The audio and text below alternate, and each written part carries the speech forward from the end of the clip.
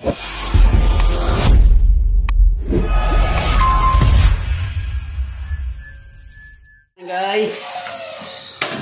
panibagong araw, panibagong vlog na naman tayo. Luto po muna tayo ngayon, luto. At mahangin, hindi tayo makapag-vlog sa green screen.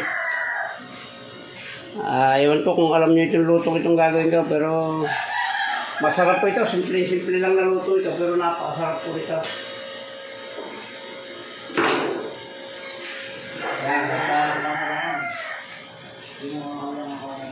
Yan, ayan na. Ang lulutuin po natin sa araw na ito ay kilawing puso. Puso po ng saging.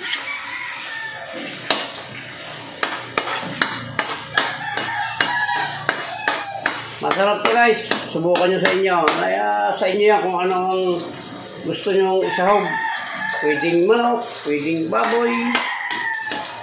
Pero yung akin ay hipon ang ilalagay ko. Mas malasa kasi guys yung hipon. Kaya lagyan natin yan. Sabay-sabay natin yan. Kamatis, sibuyas, saka yung siling green. Yan. Sabay-sabay na natin yan. Sabay-sabay na silang maluto or madurog. Bago natin ilagay yung puso, siyempre, igigisa muna natin yung ating sahog na hipon. Ano na to guys, isang pirasong puso lang na malaki at ako lang naman ang kakain at wala naman wala yung pamilya ko na sa Bataan. Nandito po ang inyong lingkod sa Sorsogon City. Yan, so guys, lalagay natin yung ating pangsahog na hipon. Ay, sahog palang ulam na kahit wala tayong puso. Papupulayin lang natin ng konti ito at papatayin natin yung lansa bago natin ilagay yung puso at yung mga iba pang ricado. Konti na lang guys ang ricado rito. Suka na lang at paminta sa bitchin. Para sa inyo kung gusto nyo lagyan ng ginisa mix. Ako maglalagay ako ng ginisa mix at para mas masarap. Ayan, pagka ano nyo to, pag mapula na ay igisahin na natin. Akpan muna natin guys. Ito natin. Yun na, mapula na. Pwede na natin ilagay dyan yung puso ng saging.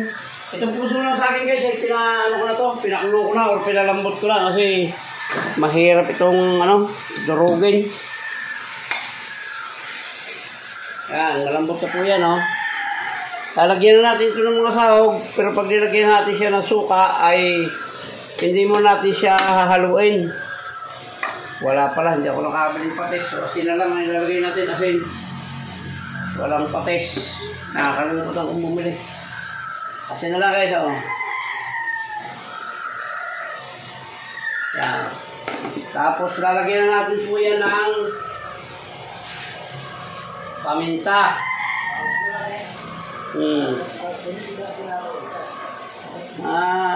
Dalawang paminta siguro o tatlo para tatloy na natin para sumalab yung kanyang lasa. Yeah, tapos lalagyan na natin ito guys ng suka. Dapat to medyo matapang-tapang yung suka para masarap. Hindi kasi siya masarap pagka kakunti yung suka at labas niya parang ginisang puso lang. Kilabay po itong luluto natin kaya kailangan medyo matapang-tapang. Tapos lagyan na natin ang pampapungay. Siyempre mga mataba, pampapungay na naman. At ito'y pampatulog. Kaya nasa inyo po guys kung anong gusto nyo dyan. Kung gusto nyo sabawan ng kaunti or ano lang siya, medyo tuyo lang dahil may suka naman yan. Pero siguro lalagyan ko mamaya pag kulong-kulong na. Malalaman natin kung may sabaw siya o wala. Pagka medyo tuyo, ay lalagyan natin ng sabaw na. Tatakpan muna natin yan guys. At para mamatay yung suka. Yan. Buksan na natin kung ano baka. Buksan na natin kung anong nangyari na. Ayan na guys, oh. Tandaan nyo, huwag nyo nga haluin yung inyong niluluto habang hindi pa kumukulo ang suka. Dahil mahihilaw po yan. Mahihilaw yung suka, iba yung asim niya. Hayaan nyo muna siyang kumulo. May nakahanda akong pansabaw pero parang hindi na natin siguro ito sasabawan. Pero may kilawin na parang ginisa lang siya pero masarap po ang lasa nito. Hindi siya nakakasawa or nakakaumay. Ayan, kaunting patuyo lang. Ito yung napakadali lang po lutuin. Basta pakuluin nyo na agad yung puso ng saging at napakabilis lang po nitong lutuin. Ayan, maya-maya at titikman natin mamaya yan at papatayin na natin. At madali lang po ito maluto. Dati na pong malambot yung ano niyan, yung puso. Pinalambot ko na. Guys, bibisitahin na natin kung okay na ba. Okay na ito. Sarap ng konti yung may sabaw-sabaw. Ayan, nakita nyo naman, hindi ko na yan sinabawan. At yung puso ay pinatik-tik ko pa yon. Ayan, titikman na natin guys. At subukan nyo po ito. Napakasimpleng luto lang pero ang sarap ito. Siguradong makakarami kayo ng kain ng kanin. At pag may natira, pwede rin ito sa pulang kabayaw. At saka sa Marka Anghel. Ayan, tumalab yung anghang. Ayan guys, ganun lang po. Simple-simple luto lang po ito. Igigisa nyo lang. Tapos lalagyan nyo ng luto na po ito guys.